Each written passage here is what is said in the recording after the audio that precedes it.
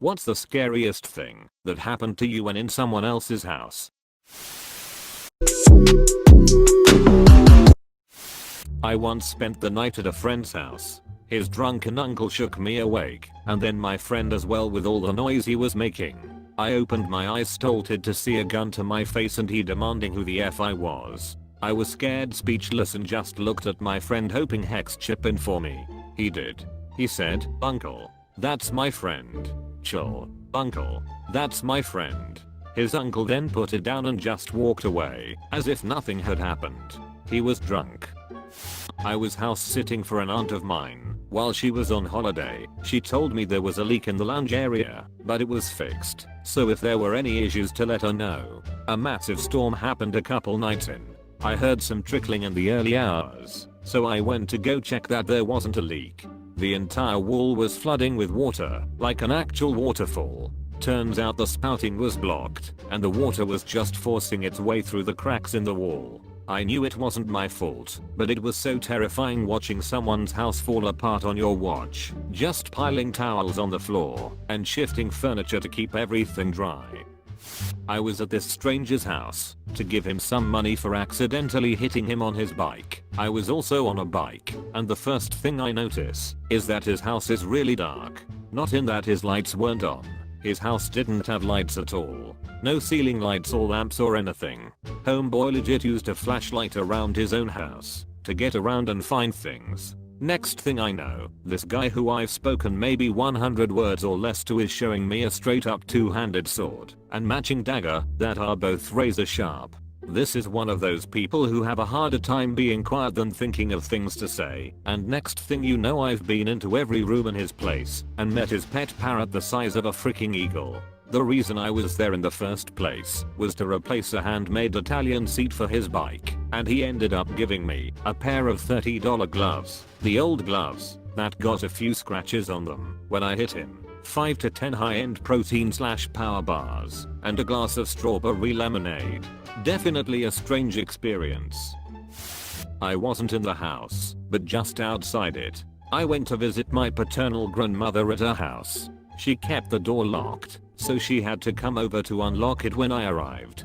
Her living room has large windows that overlook the street and you can even see the door from there, so I could easily see her, and she could see me. My grandmother was frail and suffered from arthritis, and in fact she passed not long after this. As she was walking to the door she fell down in the living room. I had no key to the house, and I was freaking out. I had no idea what to do. I was ready to freaking break the living room window in or call 911. Then she somehow managed to climb back up using furniture to prop herself back to a standing position and open the door. After that day I demanded a key to the house from my parents. I hate to think what would have happened if she didn't miraculously get back up. I felt so helpless. Nearly as hopeless as the time my maternal grandfather fell crossing a busy street and traffic was starting back up down the street. At least that time I was able to prop my grandfather up and carry him over to the side of the road before the cars reached us. Moral of the story: watch for your elders falling. The first time meeting my boyfriend's family, who live in another country, we stayed in his old attic bedroom.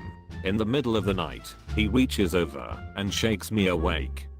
I mumble and he says, "Quiet, be very still. I think there is someone else in the house." I lay motionless, thinking that someone has broken in and I'm about to be psycho murdered. Listening to the sounds of the old creaky attic, convinced every gust of wind is a footstep. He puts his arm around my head, covering my ears. I don't move for hours in fear until I hear him snoring. And that was the night I discovered, for the first time, he talks in his sleep. I was watching a friend's kids when I was in the army. I was crashed out on the couch early one morning when the door flung open and 3 kids that didn't live there entered the house. The one in front had a gun. They were making a beeline for the kids' bedrooms and had not noticed me on the couch. Scared as shit, but not gonna let them just kill the kids I was watching. I jumped up and barreled into the lead kid and took the gun. They were screaming, and the kids I was watching came running out into the front room. Turns out it was a BB gun. The kid with the gun had just received it as a gift and wanted to show the kids I was watching.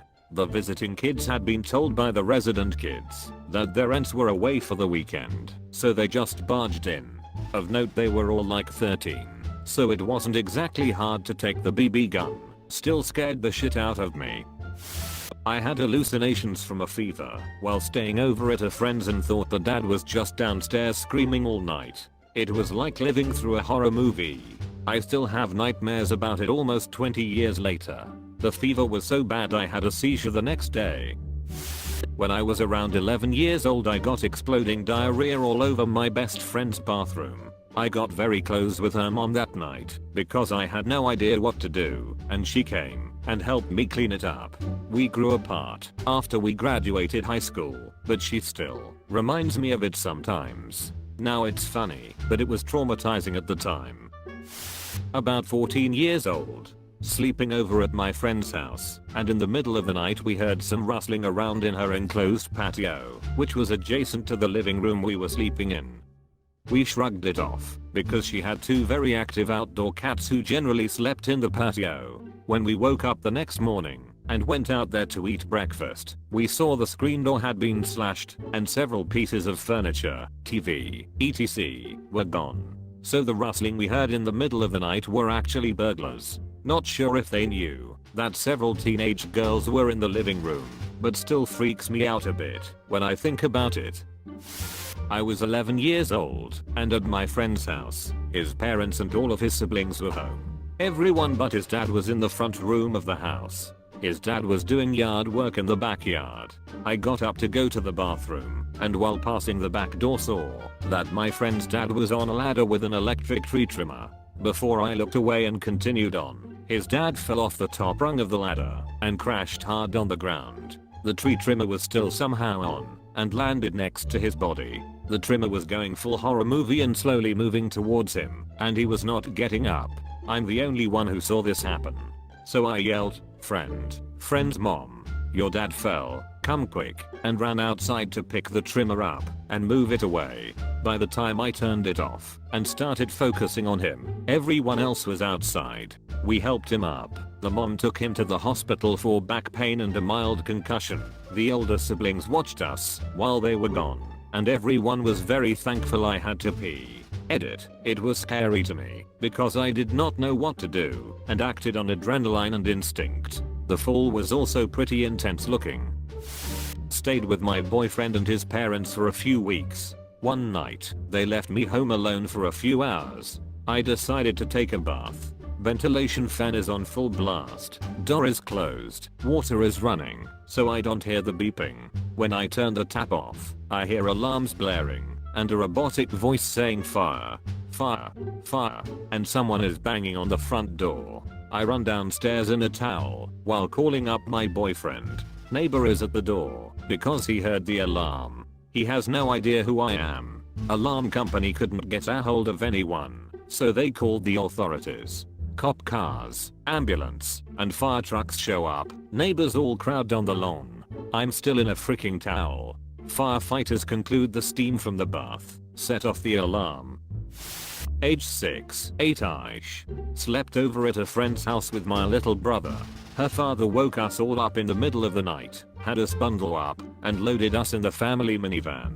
He drove to a gas station and talked the whole way about how a bakery exploded behind their house. He said the resulting gases and such could kill us, so we had to try and drive as far away as possible.